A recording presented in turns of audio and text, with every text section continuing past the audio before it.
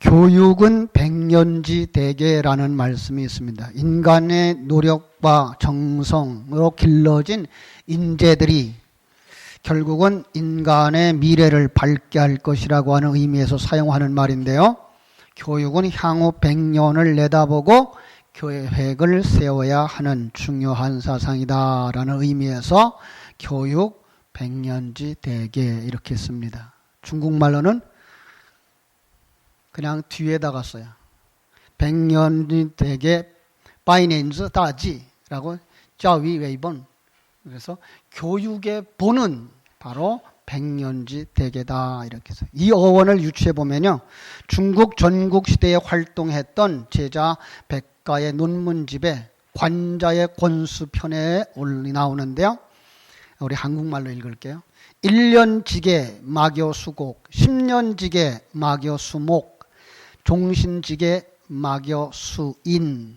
처음에는 곡식이고 두 번째는 나무고 세 번째는 사람이에요. 1년의 계획은 곡식을 심는 일만 한 것이 없고 10년의 계획은 나무를 심는 일만 한 일이 없고 평생의 계획은 사람을 심는 일만 한 것이 없다.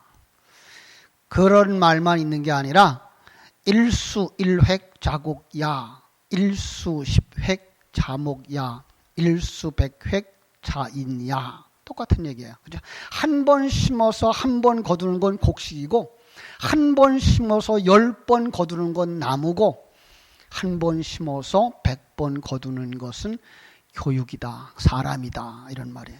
이 교육은 단순히 지식과 기술을 가르치는 것만이 아니라 특별히 기독교 교육에 있어서는 생명을 불어넣어 주는 것이라는 의미에서 오늘의 현실을 보면서 참 우리가 다시 한번 마음에 각성해야 되겠다. 왜냐하면 오늘날의 많은 교육들이 전부 다 세상적인 성공을 위한 수단으로서의 교육만 존재하고 있는 것 같아서 그렇습니다. 오늘 다시 한번 가르침에 대해서 말씀을 묵상했으면 좋겠어요.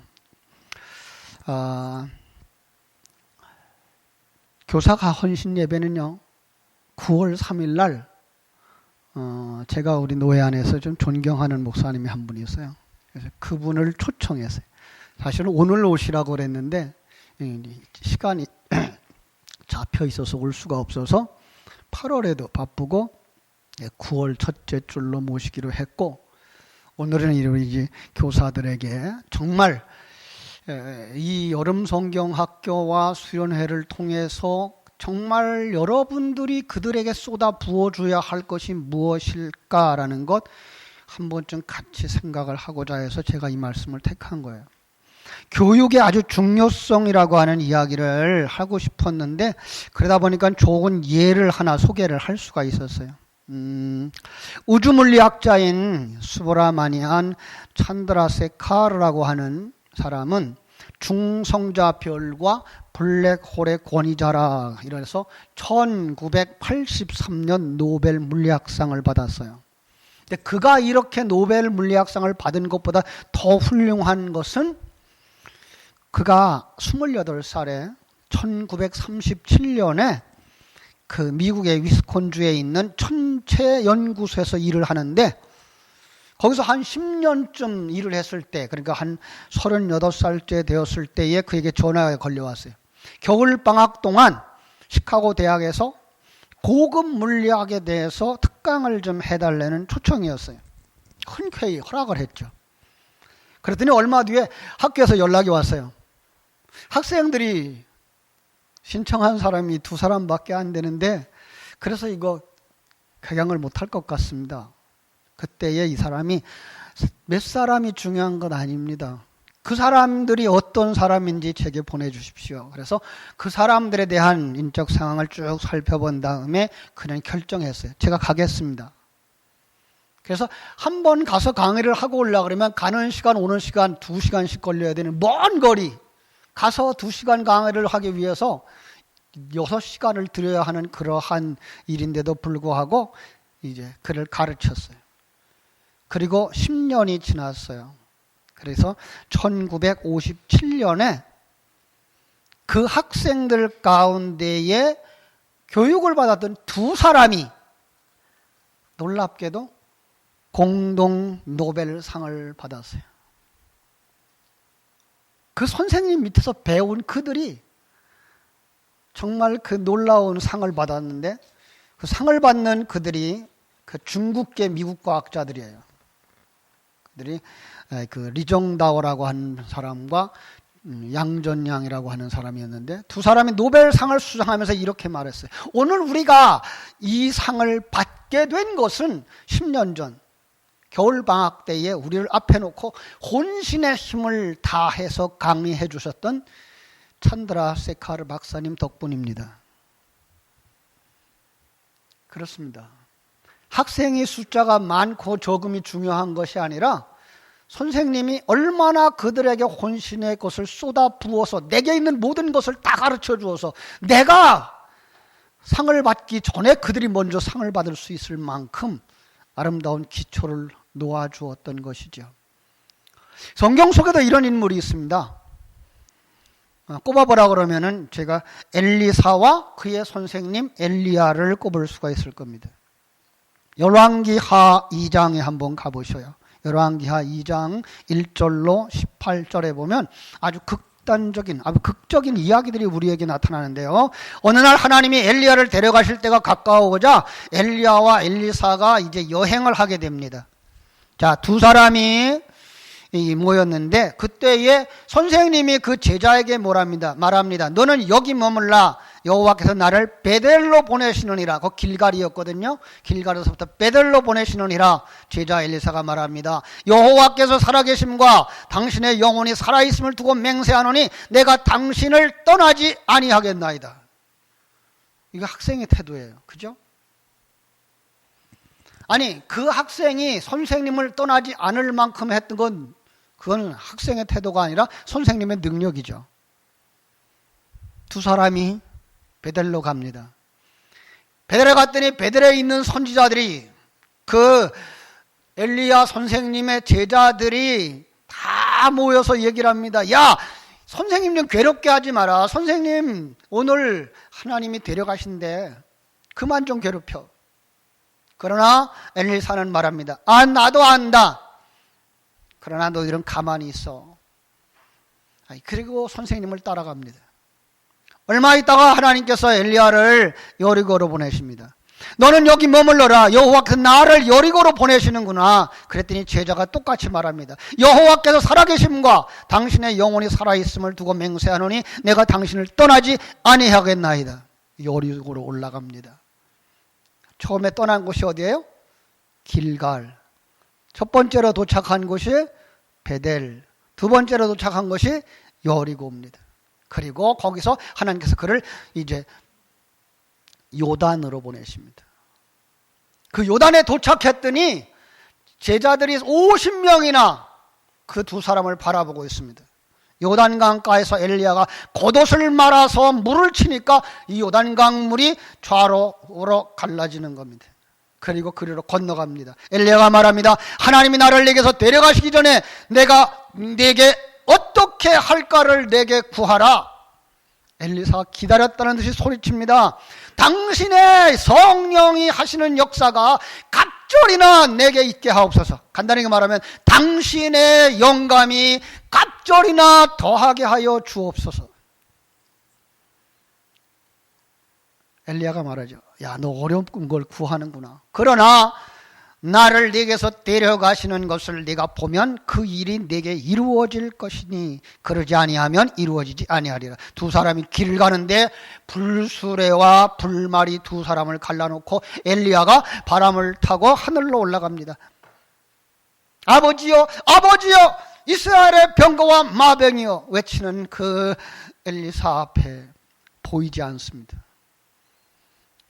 그리고 자기의 옷을 찢어서 내버리고 하늘에서부터 떨어지는 스승의 옷을 덧입어 가지고 와서 요단강 물을 치니까 이게 웬일입니까? 선생님이 했던 것과 똑같은 역사가 일어나는 겁니다.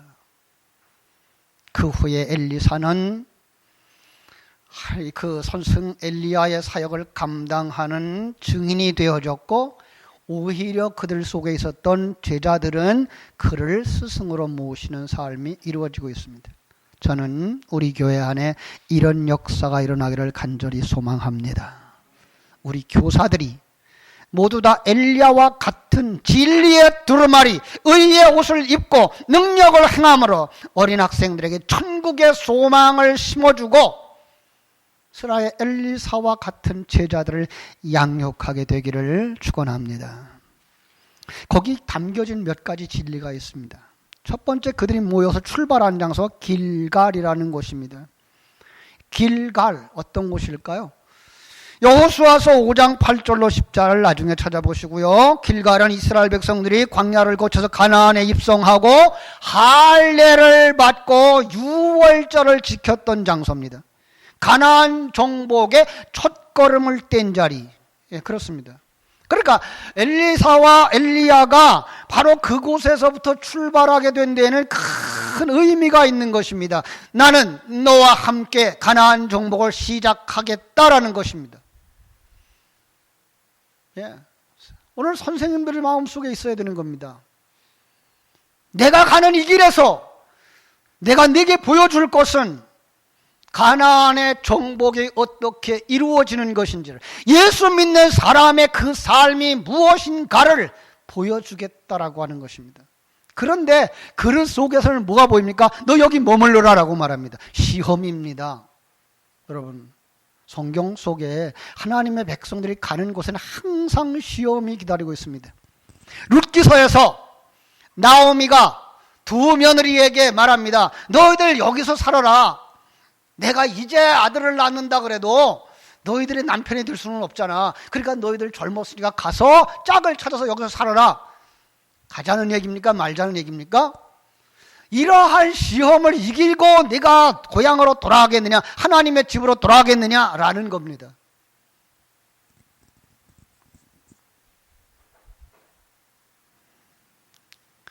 엘리사가 말합니다. 여호와께서 살아계심과 당신의 영혼이 살아있음을 두고 맹세하노니 내가 당신을 떠나지 아니하겠나이다. 여러분, 우리 선생님들이 우리 자녀들을 놓지 않는 것 중요합니다. 더 중요한 건 그들이 선생님을 떠나지 아니할 만큼 선생님들에게 그 능력이 있어야 되고 매력이 있어야 됩니다. 그거 어디서 오는 겁니까? 하나님이 주시는 겁니다. 선생님들에게 이게 있어야 됩니다. 그리고 그것은 여러분들의 관심과 사랑에서 그들이 돌아오는 겁니다. 이제 그들이 베델에 이릅니다. 베델, 어떤 곳입니까? 하나님의 집, 하나님을 만나는 장소, 축복의 장소, 은혜의 장소, 기도의 자리, 결단과 서원의 자리입니다. 예, 신앙생활의 교육 속에는 이게 반드시 있어야 됩니다. 하나님의 집, 거기서 하나님을 만나고 하나님의 축복을 깨달아 알고 은혜를 받는 그 장소, 기도의 장소, 결단과 서원의 장소. 여러분, 우리 학생들을 교회로 끌어들일 수 있어야 됩니다. 아니, 그들을 어느 장소에 머물든지 거기서 예배하는 장소가 되어질 수 있도록 이끌어가야 됩니다. 선생님들의 관심은 그들을 예수 앞에 세우는 겁니다.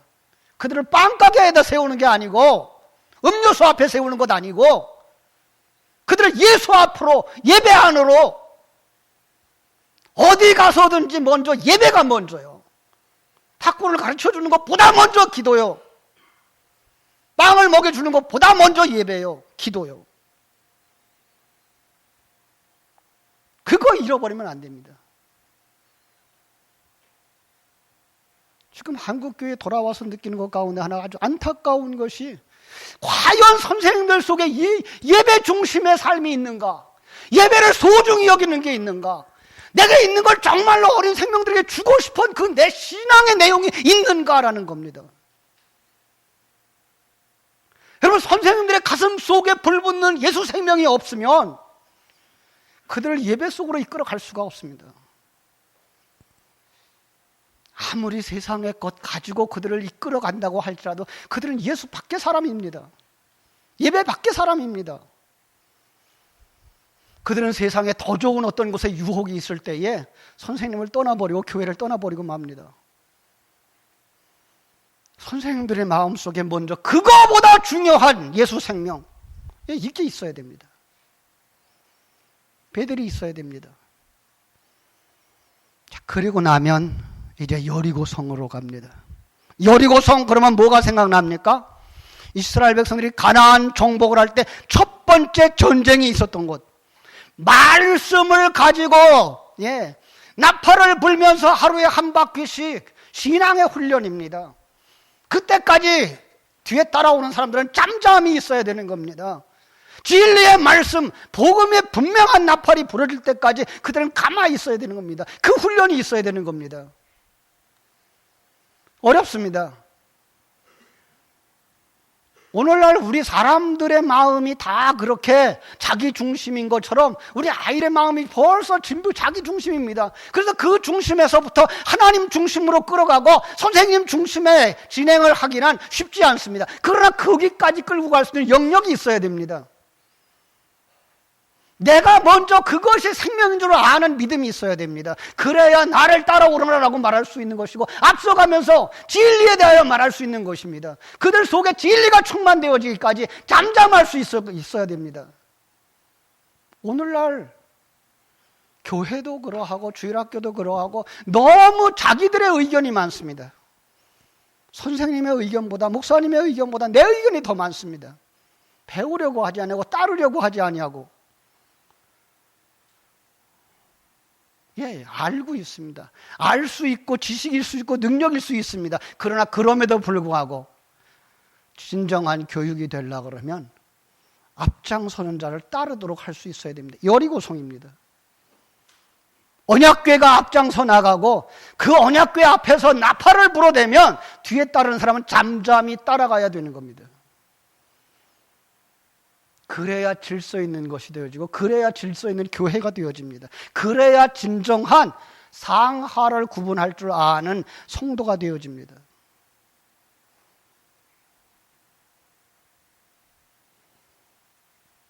그 요단에는 그리고 그 다음에 도착한 것이 요단입니다. 요단은 어떤 곳입니까? 가나안에 들어갈 때에 그들이 물 가운데로 들어가서 통과한 곳. 옛사람이 죽고 새사람이 살아나는 곳이 요단강입니다. 그래서 우리가 돌아가시는 어른들 앞에서 요단강 건너가 만나리 하죠. 옛사람이 완전히 죽어버리고 새사람으로 완성되어지면 들어가는 그 하나님의 나라, 그 관문, 거기서 진정한 의의 옷을 제자에게 던져줄 수 있었던 것을 봅니다. 그렇습니다. 엘리야가 말합니다. 엘리사야, 나는 간다. 내가 하나님을 데려가기 전에 내가 네게 무엇을 주면 좋겠느냐? 엘리사는 알았습니다. 이제부터는 보이지 않는 하나님과 함께 사명의 길을 가야 할 것을 알았습니다. 그래서 선생님이 이끌어갈 때보다 나는 갑절이나 더 큰 능력이 필요한 것을 알았습니다. 그래서 뭐라 그럽니까? 당신의 성령을 갑절로 부어주세요. 여러분, 우리 선생님들이 하나님 앞에 부르짖어 기도해야 하는 기도의 제목입니다. 선생님들이 그 기도가 있을 때 우리 주일학교 학생들이 그 기도가 나오는 겁니다. 신약으로 오면 성령이 임하는 것입니다. 그렇죠? 성령이 임하는 것입니다.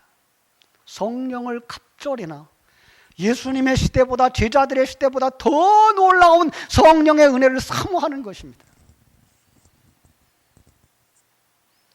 이것이 바로 구약 성경에 나와 있는 스승과 제자의 모습이라면 오늘 본문에 나와 있는 것이 바로 제자와 스승의 모습입니다. 오늘 본문은 누구와 누구의 이야기입니까? 우리 잘 아는 스승 사울과 그 속에서 태어난 제자 디모데의 관계를 우리가 알 수가 있습니다. 그런데 우리 스승이 그 디모데를 뭐라고 불러더라고요? 내 아들아 라고 말합니다. 우리 한번 1절 다시 한번 읽어보겠습니다. 시작. 내 아들아, 그러므로 너는 그리스도 예수 안에 있는 은혜 가운데서 강하고 또 네가 많은 증인 앞에서 내게 들은 바를 충성된 사람에게 부탁하라. 아멘입니까? 아들아 라고 부릅니다. 예. 물론 바울에게 있어 디모데는 믿음으로 낳은 아들이 틀림이 없습니다. 그러나 우리는 그보다 더 큰 의미에서 여기 아들의 의미를 찾아볼 수가 있습니다. 바로 씨앗을 가진 자, 생명을 가진 자, 하나님의 생명을 가진 자, 하나님의 나라에서 태어난 자, 하나님을 알고 하나님의 계획을 알고 하나님이 자신과 함께하고 있는 것을 알고 하나님이 자기를 만들어서 완성시켜 가고 있던 과정에 있다는 사실을 아는 사람, 하나님의 아들인 줄로 믿습니다.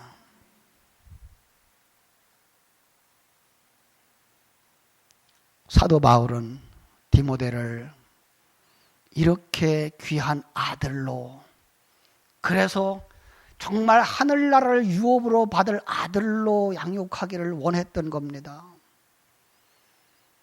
마치 엘리야가 엘리사를 데리고 다니며 훈련시킨 것처럼 사도 바울은 디모데를 데리고 다니면서 훈련시켰던 것, 우리 사도행전 16장에 가면 볼 수가 있는데요. 나중에 보세요. 16장 1절로 5절에 보면은요, 바울과 바나바가 1초 전동했던 곳에 둘이 같이 가지 못하고 이제 나중에는 이 바울과 실라가 가요. 바울과 실라를 같이 이제 더베와 루스드라에 방문하게 되는데, 거기에 누구를 만나게 되는가 하면 디모데라고 하는 제자를 만나게 돼요.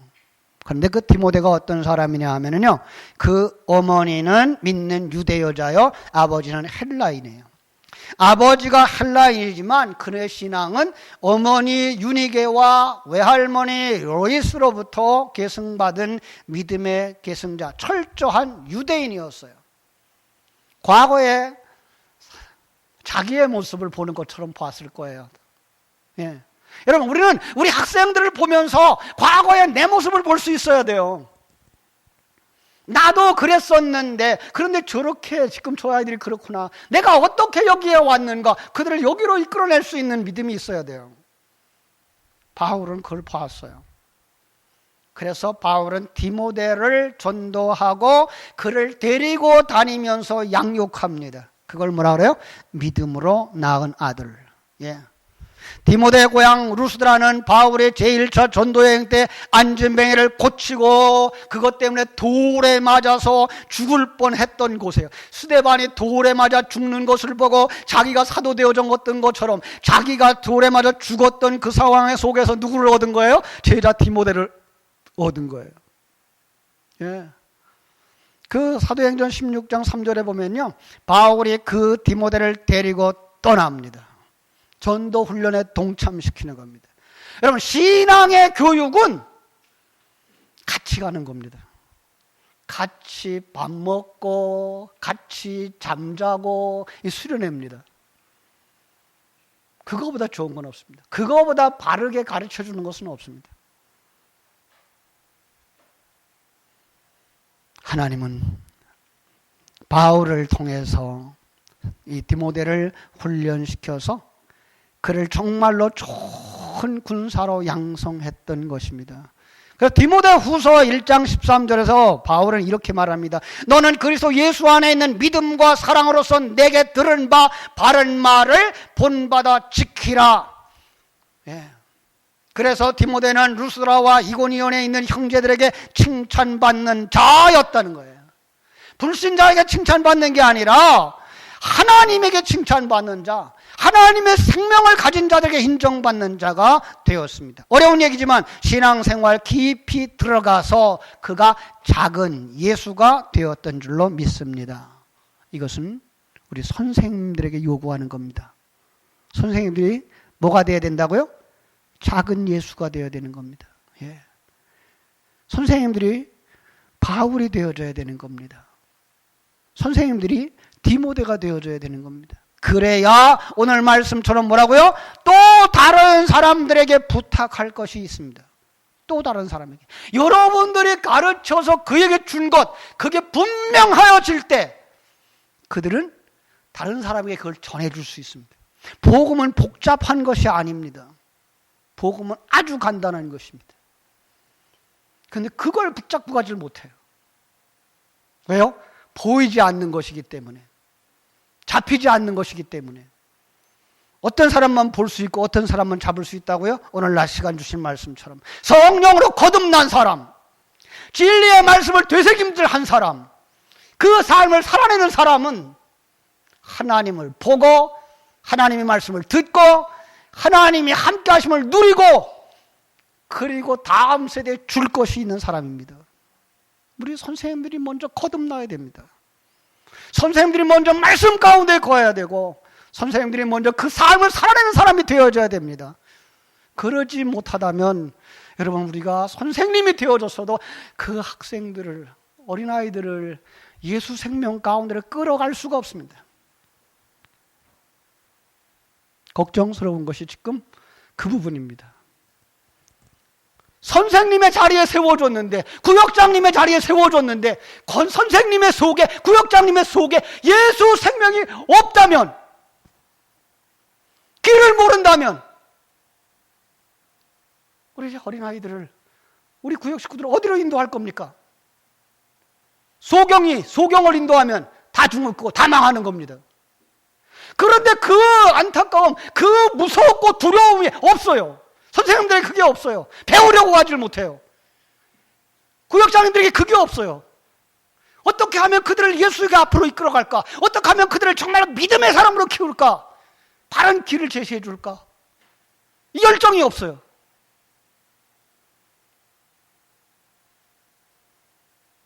사랑하는 여러분, 그래서 내년까지 지금부터 준비를 하고 있는데요.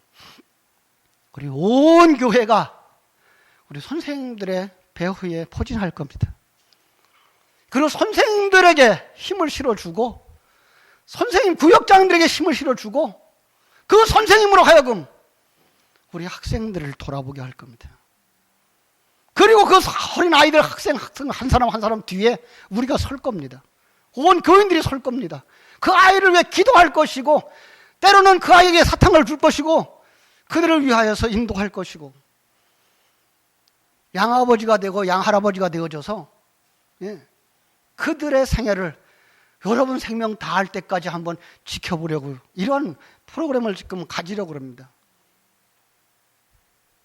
여러분들이 그렇게 해서 키워줘서 그 한 사람이 다음 세대를 이끌어갈 영적인 지도자가 된다 그러면 우리 교회는 큰일을 한 겁니다. 그런데 지금처럼 아이들이 교회에 오거나 말거나 아니 와서 어지럽히고 가면 더 귀찮아. 그럴 수밖에 없잖아요. 어린데. 그들을 품어주지 못하면 그들이 어디서 크겠어요? 그들이 머물 자리를 교회가 제공해주지 못하면 그들이 어디에 가서 머물겠어요? 조금 더 사랑하는 마음 가지고 조금 더 관심 가진 마음 가지고 먼저는 우리 선생님들이 교회에 와야 머물러야 돼요. 어린아이들이 왔을 때 선생님이 교회에 머무르는 걸 보여줘야 돼요. 그래야 그 아이들이 교회에 오게 돼 있어요. 근데 선생님들이 교회 밖에 있어.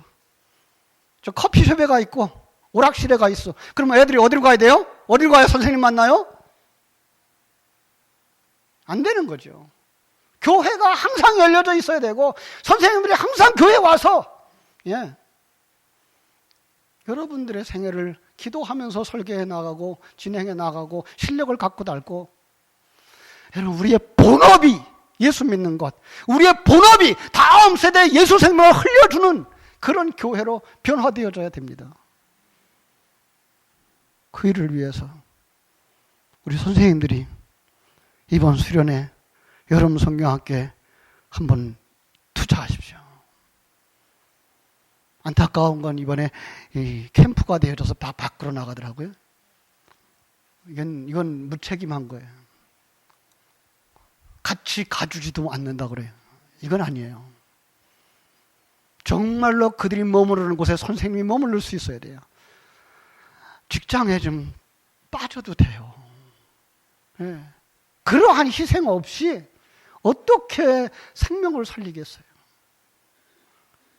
세상 것을 놓지 못하고 어떻게 천국의 것을 잡겠어요? 그런데 오늘 모르겠어요, 다른 교회들은. 우리 교회의 모습을 보면은 세상 일에 바빠서 내게 맡겨준 구역 예배를 못 드려. 세상 일에 바빠서 내게 맡겨준 그 주일학교 학생들의 모임에 못 가. 무엇이 중요한 건지 다시 한번 생각해야 됩니다. 무엇에 우리가 목숨을 걸어야 될 것인지. 예. 정말 그래서 그 어린 생명을 위해서는 내가 희생할 수 있고 100년밖에 못 사는 인생인데 그 100년을 통하여서 정말 예수의 사람을 만들어낼 수만 있다면 그 수고가 결코 헛되지 않을진데. 여러분 기도하십시다.